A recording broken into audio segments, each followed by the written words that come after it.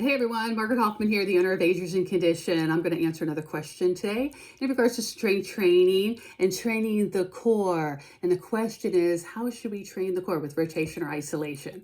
Well, I've been training for 30 years. I'm a functional training expert, so I'm going to say train the core mostly up on your feet with rotation instead of in isolation, because our bodies just don't move in isolation. So when we train functionally, we're training the way the body is meant to move, up on the feet, where balance and mobility is coming into play. Proprioception, we're able to move in multiple planes, and we're able to work in combination with other exercises, so you get more bang for your buck in a quicker amount of time. All right, so you may be asking, well, where is the core, or maybe thinking, where is the core located? And it's basically from the lower chest all the way down through the hips. It's really important to be strong in this area. The core is the power center. It's where center of gravity is located. So it's key for agers to be strong in that area, because when you're strong in the core, you're just going to have better overall balance and better control of your body, which is very, very important. And we're not only training just the musculature in the core, we're also training the fascia that lays over top, the muscles that are laid at different angles in the body, like the muscles are in the core. Okay, and so that's why we have to train with rotation, because the muscles come at angles in the core and the fascia. All right. I want to share with you now what I want an ager to look like in their 70s, 80s, and 90s. And I'm also going to say, get in really good condition in your 50s and 60s before you move into 70s and 80s and 90s. And I call this the 3 C's. This is what I want to see in an ager when they come to me in those golden years. I want to see them being super comfortable up on their feet with hopefully no pain. That's not always the case.